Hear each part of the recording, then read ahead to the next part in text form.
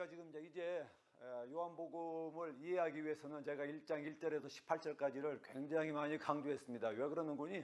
책 전체의 내용이 거기에 축약되어 있어요. 그리고 우리가 특별히 하나 꼭 알아야 할 것은 우리가 찬양하고 노래하고 기도하고 한 예수님이 원래는 하나님이셨다. 근데 그분이 인간으로 이 땅에 오셨다. 그랬을 때 어떤 일들이 일어났는가? 어떤 그런 그림을 가지고 이렇게 사복음서를 들어가시면은 상당히 그게 쉽게 잊어버렸는데 계속 그걸 갖다가 이렇게 리마인드 시키시면서 하나님이셨던 로고스가 이 땅에 육신의 몸을 입고 오셨을 때 이 땅에 어떤 일이 일어났는가? 우리가 구약에서요 수없이 많은 하나님의 역사를 보면서 그냥 우리는 지나갑니다. 근데 우리가 반드시 구약 공부할 때도 하나 꼭 알아야 할 것은 이스라엘이 엄청난 어떤 위기에 처했다거나 아니면 힘들 때 하나님이 그곳에 오심으로부터 놀라운 구원 역사가 일어납니다. 400년 동안 애굽에서 종살이를 했을 때 하나님이 그걸 기억하시고 아브라함의 언약을 기억하시고 애굽 땅에 임하셨을 때 거기에는 놀라운 구원의 역사가 이스라엘 전 민족적 구원의 역사가 일어났던 거. 그 다음에 히스기야 왕 때 주전 701년에 아수르 군대가 18만이 쳐들어왔는데 기도했을 때 그곳에 하나님이 임하셔서 하루아침에 그 군대가 전부 다 전멸당하는 그런 역사. 그 외에도 수없이 많이 일어나요. 우리가 그걸 연상하셔가지고 지금 하나님이신 예수님이 이 땅에 오셨을 때, 이 땅에 육신을 입고 사셨을 때 이런 일은 구약에 한 번도 없었지 않습니까? 근데 그 일이 실제로 일어났다는 겁니다. 그러면은 이 땅에 어떤 일들이 일어날까? 뭔가 그런 이렇게 좀 기대감을 가지고 복음서를 읽으신다면은 굉장히 이게 유익하고 얻는 게 굉장히 많습니다. 그냥 성육신해서 오셨구나. 하나님의 나라가 이 땅에 왔구나. 그렇게 그냥 읽으시는 것보다도 정말 구약에서 천지를 창조하시고 엄청난 출애굽 구원의 역사를 일으킨 그 하나님이 직접 육신의 몸을 입고 이 땅에 오셨을 때 도대체 어떤 일들이 어떻게 일어났는가? 이런 기대감을 가지고 계속 복음서를 읽으시면은 굉장히 얻는 게 많습니다. 그리고 어려웠던 부분들도 해석이 되기 시작합니다.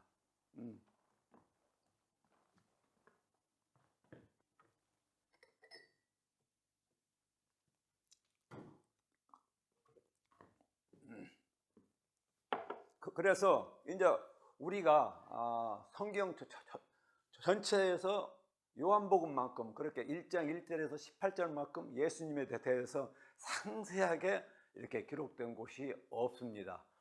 없고 그래서 이제 우리가 지금 아는 것은 맨 처음에 어디가 버렸나? 있어라.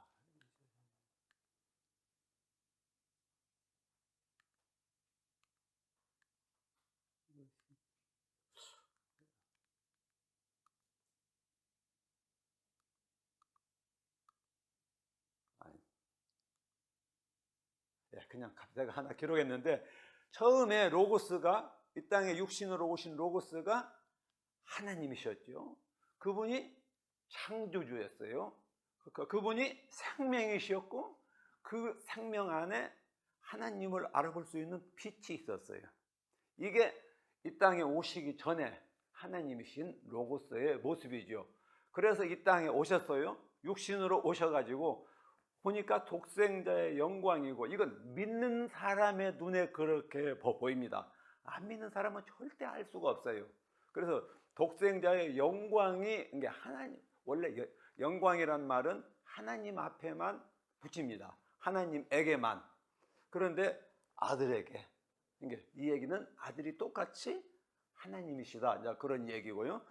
그리고 은혜와 진리가 충만하고 그런 식으로 쭉 그렇게 나왔고 이제 맨 마지막에 결론을 내리면서 독생하신 하나님 품에 계신 아들이 이 땅에 오셨다. 그러면은 우리가 이제 그걸 읽을 때는 그렇게 읽습니다만은, 제가 지금 아까 말씀드린 바와 같이 굉장한 기대감을 가지고 다음 장면으로 넘어가셔야 합니다. 도대체 이런 하나님이 왔을 때, 이분이 말씀하셨을 때 천지가 창조되었는데 그분이 직접 우리의 몸을 입고 이 땅에 오셨을 때 어떤 일들이 일어날까?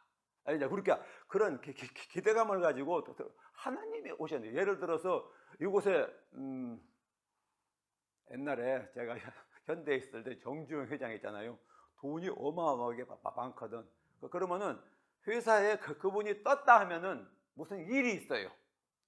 회사에 와가지고 그분 한마디만 척 나가면은 그냥 많은 것들이 바꿔집니다. 그러듯이 천지를 창조하신 창조주, 생명과 빛이신 그 하나님이 이 땅에 육신을 입고 왔을 때 이제 어떤 일들이 일어날까? 앞으로 이 얘기들이 그런 얘기입니다. 그리고 쭉 그분이 그런 일을 일하시고 말씀하시고, 그래서 맨 막판에 이분이 하나님의 아들이기 때문에 믿으면은 영생을 얻는다라는 말로 20장까지 끝나고, 그 다음에 그 영생을 얻은 사람들이 예수님을 사랑함으로 말미암아 온 땅에 나가서 주님이 맡기신 양을 치는 것으로 요한복음이 그렇게 끝납니다. 그래서 이제 18절까지 이제 끝났고요. 그 다음에 51절까지는 우선 제사장하고 레위인들이, 그 당시는 이 사람들은 예수님에 대해서 별로 관심이 없었어요. 그래서 세례 요한 네가 누구냐 해가지고 우선 세례 요한의 정체성만 좀 밝히고, 그 다음부터 세례 요한, 그 다음에 요한의 두 제자 안드레, 빌립, 나다나엘, 이런 사람들이 예수님을 갖다가 보고 신앙을 고백합니다. 그래서 세례 요한은 세상 죄를 지고 가는 하나님의 어린 양이라고 예수님에 대해서 가장 먼저 나와요. 맨 처음 예수님이 어떤 분인가 해서 세상 죄를 지고 가는 하나님의 어린 양이라고 그렇게 얘기합니다. 그 다음에 이분은 성령으로 세례를 베푸시는 이고, 그 다음에 하나님의 아들이다. 엄청난 게, 어떤 사람이 갈릴리 총각 예수 총각을 보고 이 사람이 세상 죄를 지고 가는 하나님의 어린 양이고, 그 다음에 성령으로 세례를 베푸시니고 하나님의 아들이라고 그렇게 고백하는 것이 불가능합니다. 이건 하나님으로부터 난 자가 아니면은 도저히 그렇게 그렇게 고백할 수가 없어요. 그 다음에 요한의 두 제자 중에 하나가 하나님의 어린 양이라고 그렇게 얘기해요. 그 다음에 안드레가 베드로에게 가서 메시아라고 그럽니다. 그 다음에 빌립은 모세가 율법에 기록하였고 여러 선지자가 기록한 그분, 이제 예언한 그분인데 바로 요셉의 아들 나사렛 예수. 이거 굉장히 중요한 얘기입니다. 이게 지금 이게 인간이, 사람이 이게 위에 딴 사람들은 하나님의 어린 양, 굉장히 영적인 얘기를 그렇게 했어요. 근데 빌립은 이 사람이 바로 이게 이 얘기가 통째로 다 본다면은 인간 요셉의 아들 나사렛 예수, 사람이 바로 하나님의 아들이라는 걸 갖다가 지금 19절에서 50절까지 이 얘기를 그렇게 요약할 수가 있습니다. 누구는 이렇게 말했고 누구는 이렇게 말했고 누구는 이렇게 말했는데, 이런 것들을 한목에 딱 요약한다면은 요셉의 아들 나사렛 예수, 인간이 바로 세상 죄를 다 지고 가는 하나님의 어린 양이고 하나님의 아들이고 하나님이라는 겁니다. 이분이 바로 메시아라는, 이건 엄청난 고백입니다. 이건 어마어마한 그런 고백이죠. 그리고 나서 그 다음에 나다나엘은 하나님의 아들이고 이스라엘의 인구죠. 지금 제가 그냥 지나가니까 그러는데, 여기에서 고백하는 예를 들어서 이스라엘의 임금, 그 다음에 하나님의 아들 메시아, 이걸 제가 설명, 구약적 배경을 가지고 쭉 얘기하면 끝이 없어요. 그러니까 제가 그냥 이 정도로 이렇게 좌우간에 하나님이셨던 로고스가 이 땅에 사람으로 왔을 때 이렇게 믿음을 가진 사람들이 신앙을 고백한다. 그 정도로 그렇게 아시고, 그 다음에 앞으로 예수님이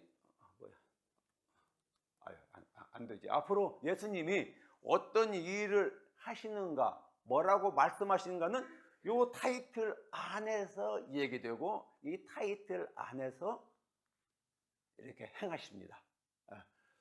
그리고 나서 이제 맨 마지막에 예수님이 자기 자신을 소개합니다. 그러니까 지금까지는 제자들이나 제3자가 그렇게 믿음으로 고백했는데, 이제 우리가 그러죠. 누구를 이렇게 소개할 때 내가 아무리 딴 사람을 소개를 이제 딴 사람이 저를 많이 소개하더라도 가장 중요한 것은 제가 제 자신을 어떻게 소개하는가, 이게 가장 핵심이지 않습니까? 그래서 예수님이 본인을 인자라고 그렇게 소개하십니다. 이게 아침에 뭐가 저장이 안 되었구나.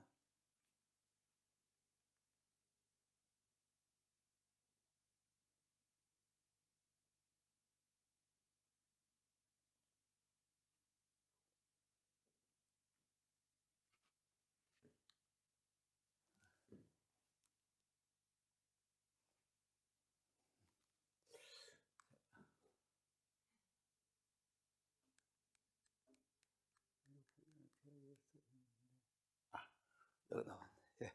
여기 있네. 같은 건데, 그래서 이제 예수님이 자신을 소개합니다. 인자라고. 그러면서 우리가 이제 거기 볼 때 한번 읽어보시면은,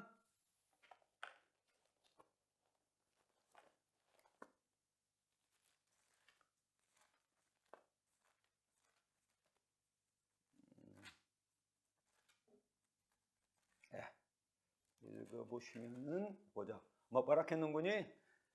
예수께서 대답하여 이르시되 내가 너를 무화과나무 아래서 보았다 함으로 믿느냐? 이보다 더 큰 일을 보리라. 이보다 더 큰 일이란 것은 이제 2장부터 시작되는 많은 일들이죠.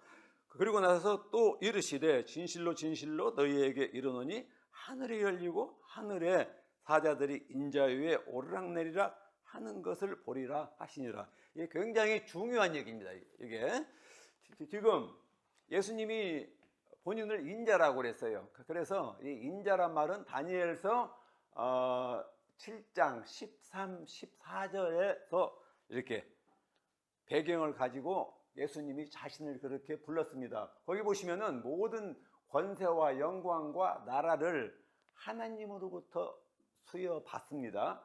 받고, 그리고 모든 백성과 나라들과 다른 언어들이 그를 섬기게 합니다. 그리고 마지막에 모든 악의 무리들을 전부 다 멸망시키고 하나님의 백성을 하나님 앞에 바치는 그런 분이 인자라고 그렇게 나와 있습니다. 그러니까 지금 오셔가지고 그 일을 그대로 지금 수행하시는 거죠. 그리고 또 한 가지는 거기서 보면 그 야곱의 그러니까 창세기 28장에 야곱이 꿈에 이렇게 또 도망가다가 이제 베델에 누워서 꿈꾸니까 사다리 위로 천사들이 오르락내리락 하는 걸 지금 그 얘기거든요. 그래서 제가 뭐 그런 얘기는 전부 다 여기서 못 드리고, 하늘과 땅을 잇는 사닥다리 예수님. 그래서 그 자리를 갖다가 예수님이 뭐라고 그랬어요? 창세기 들어가면은 이곳이 바로 하나님의 집이다. 여기가 바로 하늘의 문이다라고 그렇게 창세기 28장 17절에 그렇게 나와 있습니다. 그래서 예수님이 본인을 인자라고 소개하시면서 이 창세기 28장에 야곱의 꿈 부분을 이렇게 인용하신 거죠. 인용해가지고 그렇게 말씀하셨는데, 이제 이 얘기는 예수님이 바로 하나님의 집이라는 겁니다. 하나님의 집. 왜냐하면 야곱이 이곳이 바로 하나님의 집이고 이곳이 바로 하늘문이라고 그랬어요. 그러니까 하나님의 집은 성전이죠. 하나님이 계시는 곳이고, 그 다음에 하늘 문은 그곳을 통해서 하나님께 들어가는 곳. 네. 그렇게 이제 그 얘기를 지금 이렇게 암시하고 이렇게 가져옵니다.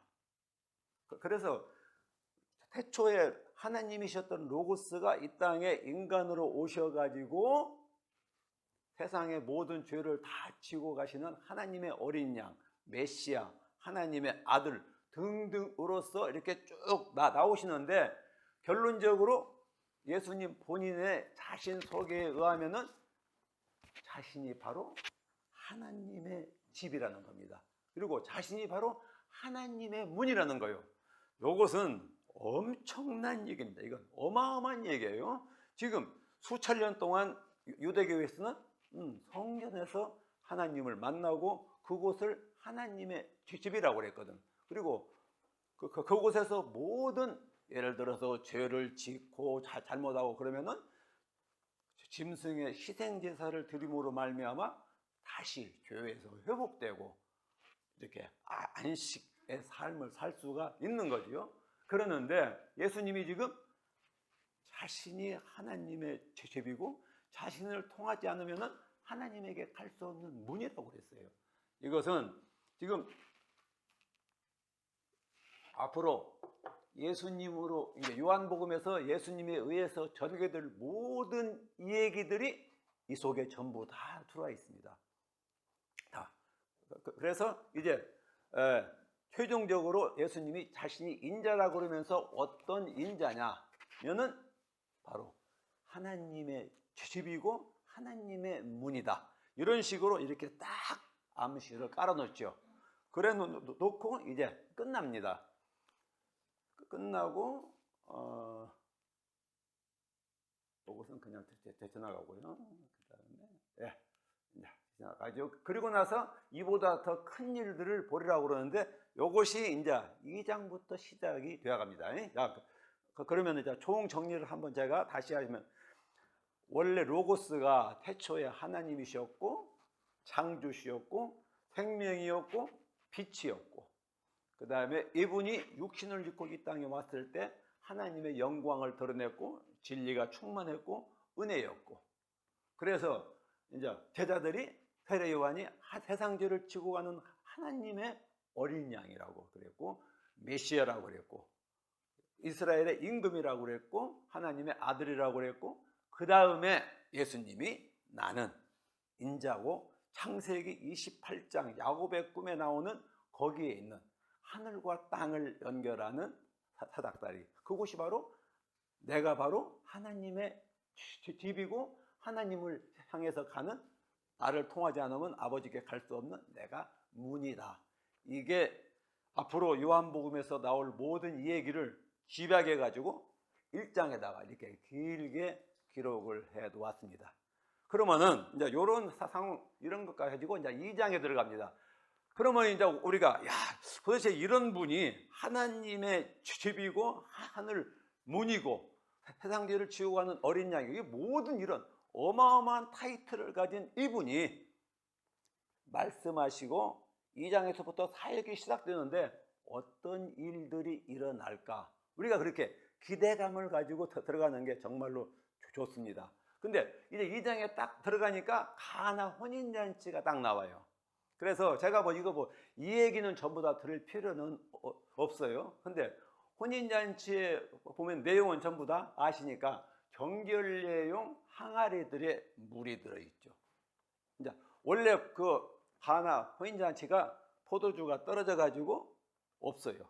그러니까 어머니가 예수님한테 말씀하셔 가지고 없다고. 그래서 좀 있다가 예수님의 때가 되어 가지고 이제 정결례용 항아리에다가 물 채워서 포도주로 만들어서 잔치가 다시 살아났다는 그런 아주 단순한 얘기입니다. 근데 이 얘기는 요한복음 전체를 열어가는 아주 중요한 얘기이기 때문에 이게 맨 앞에 나와 있는 거죠. 그래서 이렇게 자,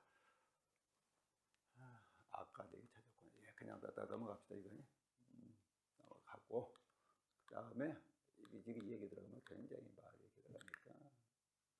그다음에 이제 표적이라는 말이 나오기 시작합니다. 그런데 우리가 제가 지난번에도 말씀드렸는데 이적은 하나님이 예수님이 인간 예수님이 하나님의 아들이라는 그런 능력을 보여주는 것, 이게 보통 이적의 일반적인 거죠. 근데 표적은 뭐냐? 저런 놀라운 일을 하시는 걸 보니까 이분이 바로 하나님이구나. 그러니까 만약에 이 가나 혼인잔치에서 물이 포도주로 된 이 사실을 이 양반 대단하네, 물을 포도주로 만들 정도로 능력을 가진 분이구만, 우리가 보통 그렇게 해석하는데, 여기서 나타내고자 하는 것은 이제 결론부터 말씀드리면은 거기 보면은 유대교의 정결례용 물항아리가 있고 거기에 물이 있고 여기에 예수님이 포도주로 그렇게 맛있게 해서 잔치했어요.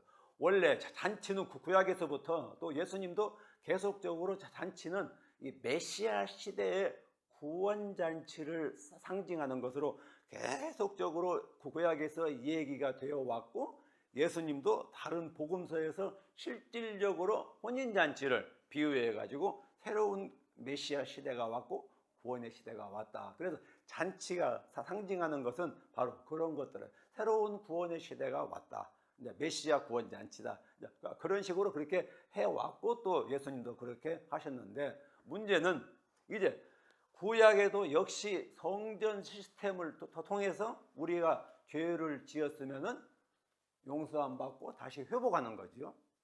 그래서 그렇게 해서 수천 년 동안 그렇게 해왔어요. 근데 이것이 이제 예수님에 의해서 그 죄 시스템 받는 그 과정이 완전히 시스템이 바꿔졌다는 겁니다.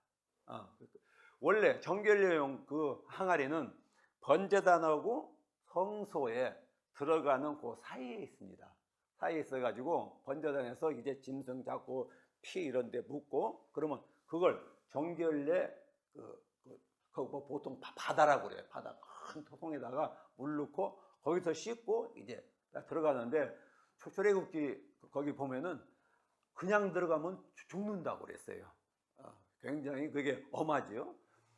이제 그런 데서는, 그러니까 한마디로 뭐 얘기해서 구약 시대에 이스라엘 백성들의 죄를 사해주고 다시 죄로부터 회복시켜서 하나님의 언약 백성으로 계속 살아갈 수 있도록 하는 성전 제사 제도를 지금 이렇게 상징적으로 정결례용 물항아리로 그렇게 바꿔놓은 거죠. 그리고 보통 우리가 구약에서 율법 종교죠. 이게 율법 종교에 의해서 구원받고 다시 회복되는 것은 그런 식으로 그렇게 가능한데, 신약에서는 이제 예수님에 의해서 이건 율법 종교가 아니라 복음의 종교. 그 다음에 우리가 보통 성만찬 때 포도주를 따라주면서 이건 나의 언약의 피고 죄사함의 피라고 했어요. 그래서 그 포도주가 지금 가득 찼어요. 그러니까 구원잔치가 엄청나게 풍요롭고 놀라운 거죠. 그래서 지금 포도주는 원래 예수님의 피를 상징하고, 피는 뭡니까? 복음의 종교. 그 다음에 물은 구약 시대의 율법 제도 하에서 돌아가는 율법 종교. 이제 그렇게 우리가 상징적으로 나눌 수가 있고, 그 다음에 잔치는 구약이나 신약이나 똑같이 어떤 메시아 시대에 놀라운 구원의 역사가 일어날 때, 이런 것들이 여기에 전부 다 들어 있습니다. 그래가지고 이 가나 혼인잔치를 통해서 말씀하시는 것은 아까 1장 51절에서 예수님이 하나님의 집이라고 그랬어요. 그리고 하늘로 들어가는 문이라고 그랬습니다. 바로 성전이, 이스라엘에서 성전이 그 역할을 지금까지 쭉 대행해 왔는데, 이제 새로운 구원의 시대가, 메시아 구원 시대가 오므로 말미암아 율법조 종교가 피종교, 복음 종교로 바꿔졌고, 그 다음에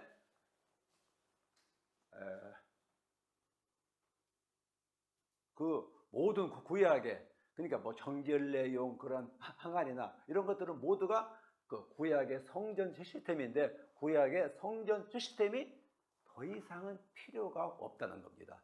그래서 바로 이 가나 혼인잔치 이 얘기가 끝나고 뭔 얘기가 딱 나옵니까? 성전 사건이 딱 나와요. 다른 마태, 마가, 누가복음은 성전 사건이 굉장히 뒤에 나옵니다. 연대기적으로 이렇게 나가는데 요한복음은 그걸 확 당겨놨어요. 왜? 해석학 문맥적으로 지금 그걸 이어가는 겁니다. 지금 이렇게. 그러니까 예수님이 이 땅에 오셔가지고 옛 이스라엘 종교 성전 시스템에 의한 죄사함 받는 그런 회복 구원의 회복 시스템이 완전히 이제는 필요가 없어졌어요. 없어지고 새로운 복음의 종교에 의해서 1장 51절에서 말씀하시는 하느님의 집이신 예수님이 이 땅에 오심으로 말미암아 이제 예수님을 통해서 새로운 구원이 시작되었다. 그러니까 가나 혼인잔치는 요한복음 전체에서 뭔 얘기입니까? 하나님의 집 되고 문 되신 예수님이 이 땅에 오심으로 새로운 구원의 시대가 열렸다. 하고 어떤 그런 새 구원의 시대에 대한 세리머니 이런 걸 우리가 연상을 하면은 이제 다음부터 이해가 가능합니다. 그래서 이렇게 가나 혼인잔치는 이렇게 새로운 메시아 시대의 구원 잔치 시대가 왔다. 그 잔치는 이제 율법의 종교처럼 그렇게 뭐 포도주 마시다가 떨어지는 그런 부족한 구원 시스템이 아니라 충만한 구원 시스템. 정말로 포도주 맛이 최고로 좋지.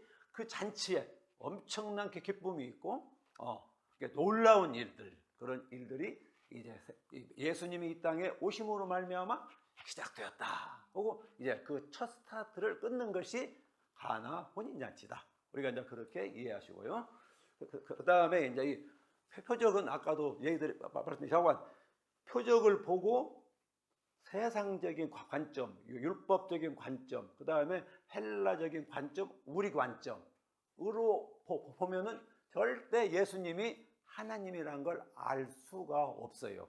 요한복음에서 나오는 모든 표적 7개는 이런 일을 행하시는 분이 예를 들어서 광야에서 오병이의 사건이 일어난 것이 똑같이 다른 복음서하고 요한복음에도 나옵니다만은 요한복음은 특별히 예수님이 광야에서 오병이어 떡과 그렇게 먹을 것을 충분히 공급해서 우리의 육신의 생명이 살아갈 수 있듯이 바로 예수님의 살과 피를 통해서 그 피를 먹고 마시고 그 떡을 먹고 피를 마시고 이 얘기는 예수님을 믿는다는 얘기입니다.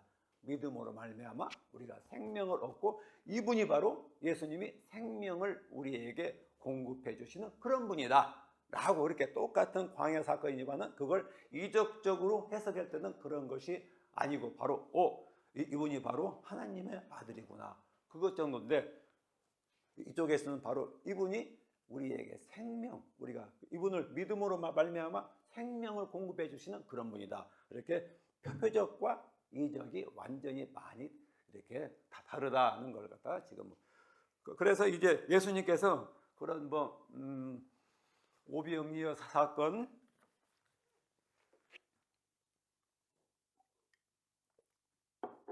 그 다음에 계속적으로 이렇게 많은 이렇게 표적을 그렇게 행하시는데 그렇게 표적을 행하시면은 유대인들이 말이죠 반드시 이 반론을 말합니다. 그러니까 예를 들어서 오병이어에서 예수님이 나를 믿는 자는 나는 생명의 떡이니까 나를 믿고 내 피를 마시는 자는 생명을 얻는다고 그랬어요. 그러면 이분이 하나님이구나 그렇게 해석을 하고 들어가야 하는데 거기 있는 모든 그 사람들은 어떻게 인간이 자기 살과 피를 주어서 우리를 먹게 할 수가 있겠는가 이런 식으로 그러니까 지금 예수님이 하시는 모든 말씀과 행위는 하나님의 관점을 가지고 세상에 알리기 위해서 말씀하고 행위하시는데 세상 사람들은 그걸 하나님의 관점으로 보는 게 아니라 세상적인 관점으로 보다 보니까 이게 엇박자가 생깁니다. 계속적으로.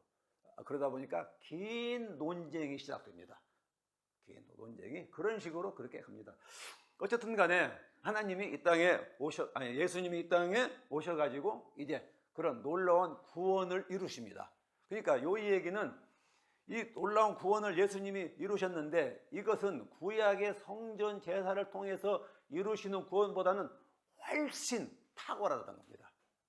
그래서 이제 옛 제사 시스템은 더 이상 존재할 가치가 없고 이제 예수님에 의해서 모든 구원 시스템이 바꾸어지지 않으면 안 된다는 것이 이제 가나 혼인잔치를 통해서 우리가 알 수 있는 거죠. 그리고 나서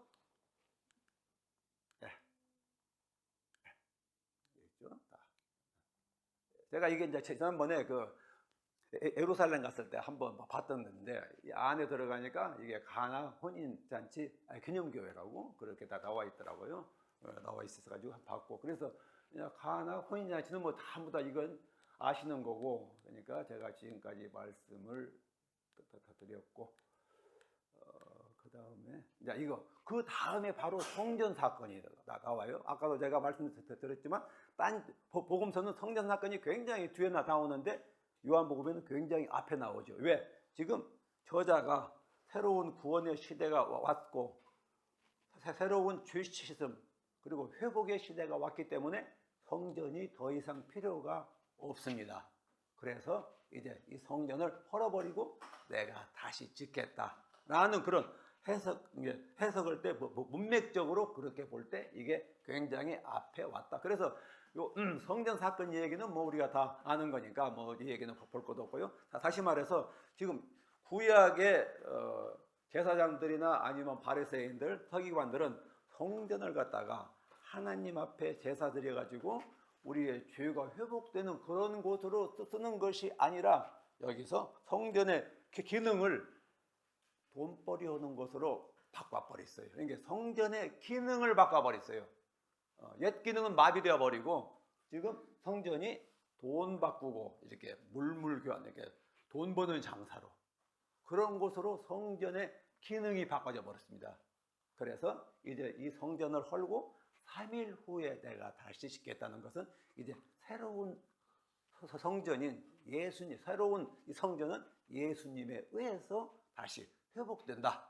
그러니까 성전의 기능 부분에서 이 부분은 굉장히 강조한 그런 얘기입니다. 그래서 제가 뭐 이거 뭐 이렇게 계속적으로 나오는데 혹시 이것이 이 PPT가 필요하시면 나중에 복사해서 그렇게 보시면 되고요. 좌우간 성전 사건은 성전의 마비된 성전의 기능을 이제 예수님에 의해서 다시 회복되기 때문에 옛 성전 건물은 필요가 없다. 그러니까 이것은 헐어버린다. 우리가 그런 식으로 그렇게 간단하게 하면 되겠습니다. 이것은 제가 다 말씀을 못 드리겠고요. 이것은 사복음서에서 아까 제가 간단하게 말씀드린 거고. 그래서 이제 우리가 이 두 사건을 읽을 때 맨 처음에 보면요, 표적 사건 보면은 갈릴리 가나 혼례가 있었고 그의 영광을 나타내심에 제자들이 믿었더라고 그랬어요. 그 다음에 우리가 보통 성전 사건 이제 가나 혼인잔치는 표적 사건이라고 하는데 성전 사건처럼 이런 것은 아직 안 일어났어요. 이 당시로 볼 때. 그래서 예언적 표적 사건이라고 합니다.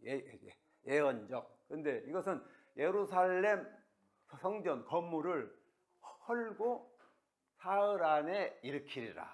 이렇게 했어요. 이건 지금 둘 다 앞에 거나 뒤에 거나 앞에 나오는 표적 사건이나 뒤에 나오는 예언적 표적 사건이나 둘 다 도저히 믿기가 불가능한 얘기입니다. 그런데 제자들이 나중에 부활 후에 말씀을 기억하고 믿었다고 그랬어요. 그러니까 우리는 그냥 예수님이 하시는 말씀이나 행위를 그냥 보면은 도저히 할 수가 없어요. 도저히. 그러니까 오직 이 모든 것은 믿음으로 믿음으로 예수님이 하나님의 아들이라는 것을 믿고 들어갔을 때 이것이 우리에게 해석이 되고 적용이 된다. 자, 그렇게 이렇게 두 사건을 통해서 이렇게 이 얘기가 돼요. 근데 여기서 보면 믿음으로 반응하고 믿음으로 반응하는데 계속 지금 어떤 사건이 일어나면은 믿음 얘기가 이렇게 나옵니다. 이것은 요한이 이제 3장 이 얘기를 하기 위해서 계속 지금 복선을 갈아놔요. 복선을. 자, 그러면은 이제 이렇게 하고 이제 전환점이 나와요. 이제 혼례잔치 끝나고 그 다음에 성전 사건 끝나고 이제 이 얘기가 3장으로 바꿔집니다. 근데 3장으로 바꿔지면서 그냥 니고데모 얘기가 나오는 것이 아니라 간단하게 하나 삽입되어 가지고 이게 들어가는 게 있어요. 거기서 이렇게 보시면은 그런 그 표적이 다 나왔을 때 예수님의 영광을 보고 제자들이 믿었어요. 그 얘기는 예수님 그 표적을 보고 하나님의 영광을 보고 믿었다는 것은 예수님이 바로 하나님이라는 얘기였습니까? 그리고 나서 성전 사건도 똑같이 그렇게 되었는데 나머지 2장 23절에서 25절 이게 상당히 이게 좀 껄끄러운 그런 얘기. 자, 많은 사람이 믿었어요. 이것을 믿었는데 어떻게 예수님이 그 사람들의 믿음을 안 받아들였어요. 안 받아들였어. 제자들이 믿었더라. 나중에 믿었더라. 그렇게 얘기한 거지. 그렇게 말한 것에 대해서는 아무 토가 안 붙었는데 많은 사람들이 이걸 보고 믿었는데 예수님이 그걸 마음에 의탁치 않았다고 그랬어요. 왜 그랬을까? 이게 이제 문제입니다. 왜 그랬을까가 이제 3장에서 니고데모 얘기를 통해서 해석이 돼요. 그래서 이 사람들은 제가 말을 한번 만들어 봤어요. 예수님을 보고 표적이나 말씀하시는 걸 보고 믿는 사람들은 진짜 잘 믿는 참 믿음이고, 이 많은 사람들이 예수님이 표적 행하시는 걸 보고 믿었는데 예수님이 그들에게 의탁치 않았다고 했다면 이게 도대체 뭔 일이냐? 똑같이 믿었다고 나오는데, 그래서 그 얘기는 예수님을 표적 행하는 자로만 믿었어요. 이 사람 그런 거 참 잘하네. 한번 해봐. 그런 식으로. 그러니까 제자들은 영광을 받다고 그랬어요. 그러니까 이분이 하나님이구나라고 믿고 들어갔어요. 근데 많은 사람들은 믿기는 믿었는데 예수님을 단순하게 표적 행하는 자로만 믿었어요. 그래서 예수님이 이런 사람들은 의탁치 않았다고 그랬어요. 자, 그러면은 이제 3장에 들어가면은 이제 이것 보고 표적 믿음이라고 나옵니다. 그래서 이것은 자, 3장에 이제 들어가요. 그러면 우리가 요 마인드를 가지고 3장에 들어가야만이 니고데모 얘기를 해석을 합니다. 그냥 들어가 버리면은 니고데모 얘기가 이게 갈라져 버려요. 혼자 붕 뜨는데, 우리가 아까 많은 사람들이 믿기는 믿었는데 예수님이 하나님인 줄을 모르고 믿었어요. 제자들은 영광을 봤다고 그랬으니까 하나님인 줄 알고 믿었고, 요 차이입니다. 그렇다. 자, 그리고 나서 이제 유대교의 성전 시스템은 완전히 예수님에 의해서 이제 대체가 됩니다. 이제 바꿔져야 돼요. 더 이상 성전 시스템이 필요가 없어요. 그렇다면은 예수님이 오셨을 때 새롭게 구원을 얻는 방법이 뭐겠는가? 이게 바로 믿음이다. 이렇게 3장에서는 그렇게 두 가지를 얘기합니다. 첫 번째, 표적. 예수님이 표적 행하는 자로 그 정도로만 믿으면은 그것은 예수님이 전혀 원하지 않는 그런 믿음이고, 진짜 예수님을 믿고 이분이 하나님의 아들이라고 믿는 사람에게는 바로 영생이 허락됩니다. 이게 3장의 전체 그 내용에 대한 그림입니다. 우리가 2장에서 그걸 가지고 들어가서 3장으로 들어갔을 때 이제 서로가 이렇게 잘 톱니바퀴처럼 맞고 들어간다는 겁니다. 자, 그래서 이제 지금 표적 믿음 얘기가 아직 안 끝났어요. 니고데모가 바로 표적 믿음의 전형적인 사람입니다. 그래서 예수님이 하나님, 그러니까 많은 표적과 이렇게 말하는 걸 보니까 예수님이 하나님으로부터 온 사람은 맞는 것 같은데 이해가 안 된다는 거죠. 니고데모가.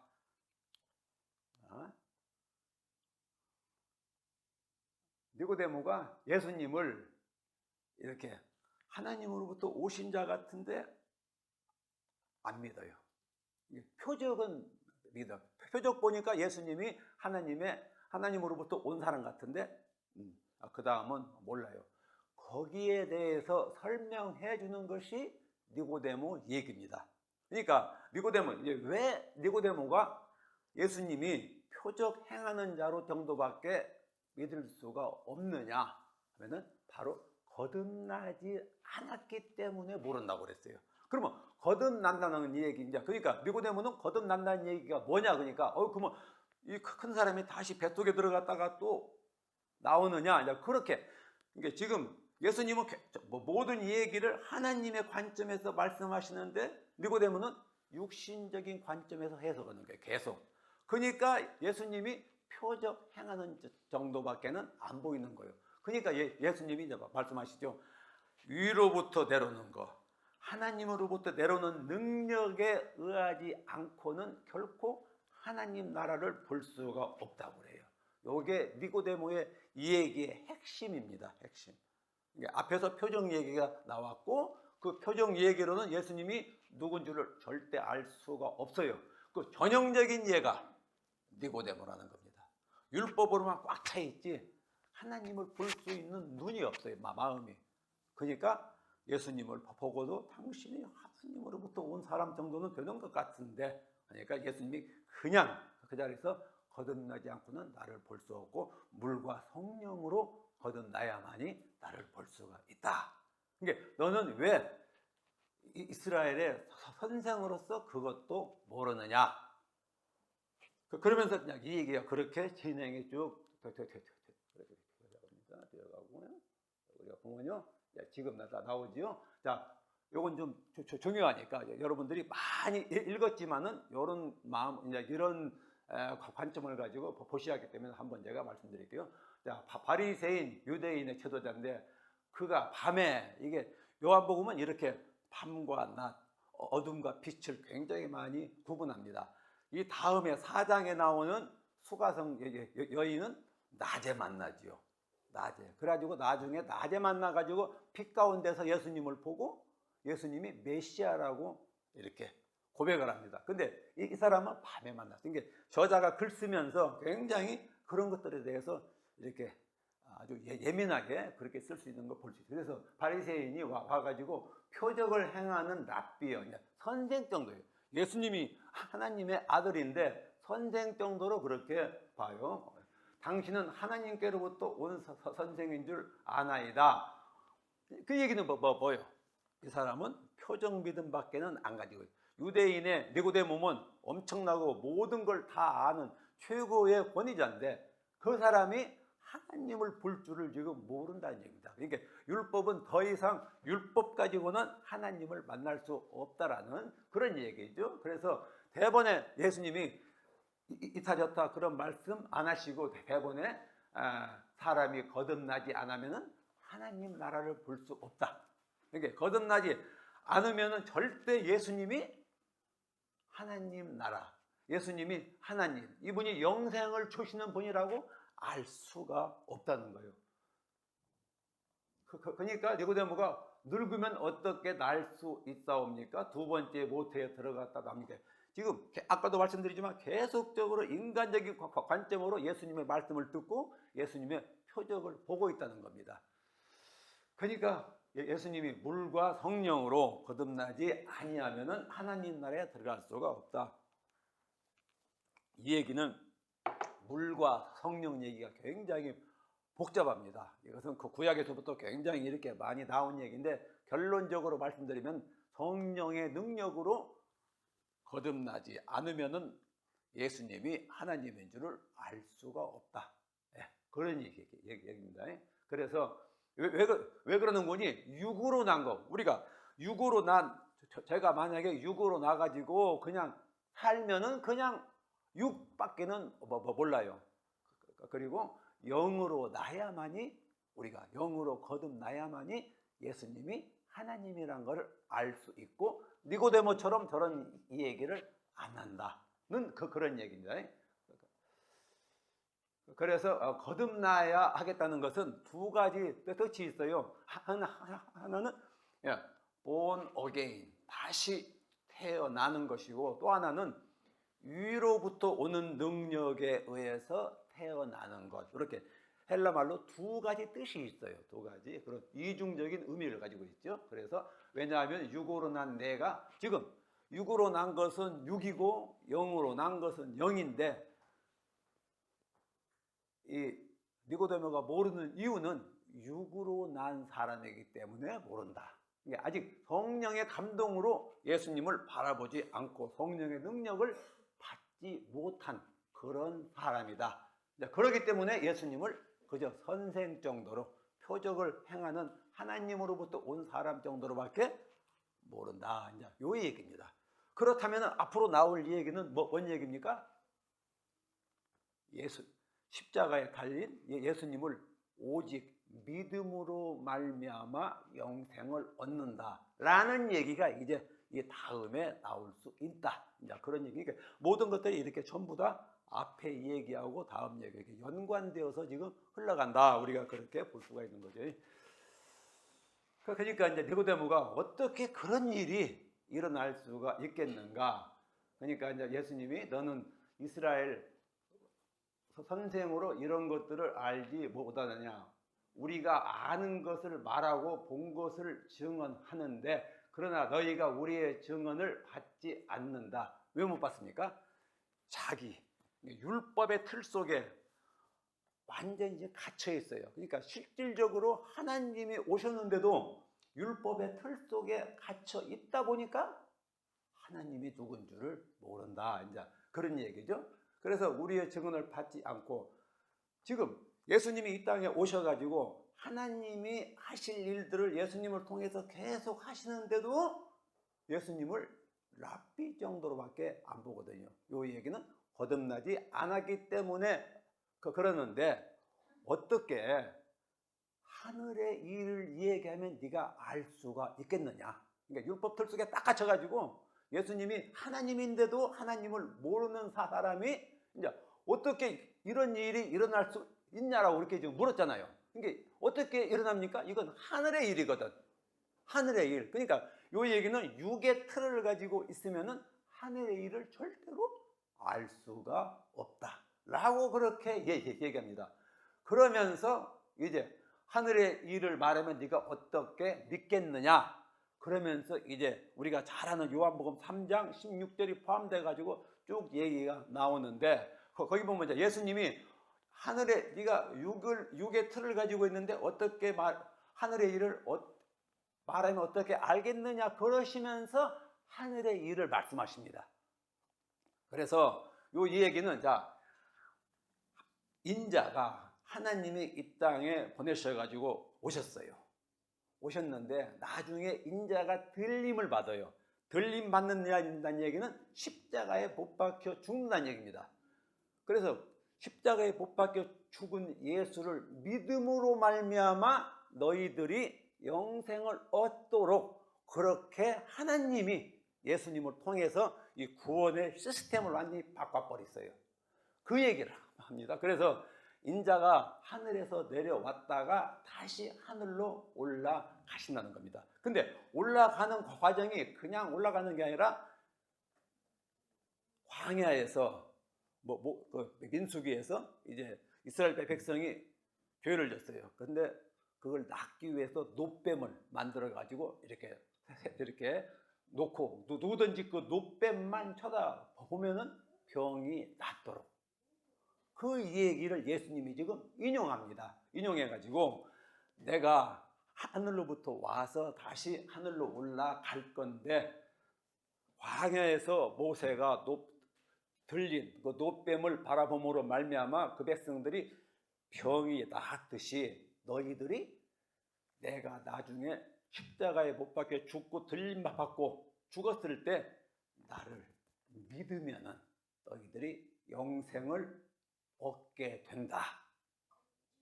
그 얘기 딱 끝나시고 나서 우리가 잘 아는 요한복음 3장 16절이 나옵니다.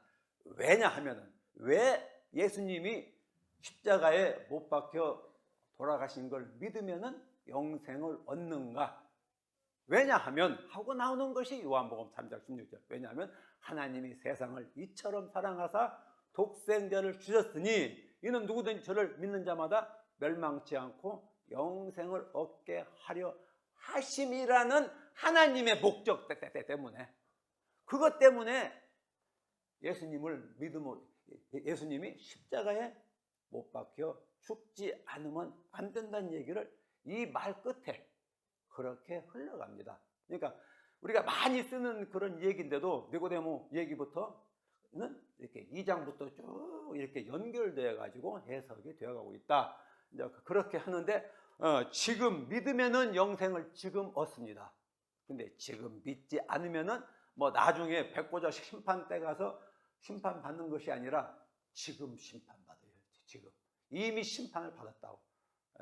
그것 보고 우리가 보통 실현된 종말론이라고 하는데, 이제 이게 지금 뭐 우리가 나중에 뭐 지금 그냥 살다가 나중에 지금 안 믿으면은 지금 이미 심판을 받은 거고, 지금 믿으면은 지금 영생을 얻은 거다. 그렇게 해석합니다. 그렇게 해서 이제 얘기가 좀 끝나고, 이제 예수님이 이렇게 진실로가 딴 복음서에서는 한 번밖에는 안 나오는데 여기는 계속 쌍으로 나와요. 진실로 아멘 아멘. 그 얘기는 굉장히 중요하다는 그런 게. 그래서 이렇게 중요한 얘기를 하실 때마다 저렇게 진실로를 계속적으로 반복하시거든요. 그래서 읽으실 때 그 말이 나오면은 우리가 그렇게 보면 된다. 그래서 이제 이렇게 되면은 3장은 이제 큰 것들은 끝났습니다. 여기서 물과 성령으로는 제가 구약적 배경을 전부 다 얘기했는데 이거 너무나도 시간이 많이 가니까 그냥 갈게요. 지금 제가 계속 말씀드린 거고 여기까지 말씀드렸어요. 여기까지. 그래서 이게 바로 하늘의 일입니다. 어떻게 이런 일이 일어날 수가 있냐라고 니고데모가 물었거든요. 그러니까 네가 지금 여기서 일어난 일도 모르는데 어떻게 하늘의 일을 말하면 알 수 있겠느냐 하시면서, 그러나 하면서 여기까지 이렇게 믿음으로 말미암아 새로운 하나님의, 예수님을 통해서 새로운 하나님의 구원 시스템이 왔는데, 그게 바로 예수님을 믿음으로 말미암아 영생을 얻고, 지금 믿으면 지금 영생을 얻고, 지금 안 믿으면 이미 심판을 받았다고 말씀하시는 것이 21장까지의 얘기거든요.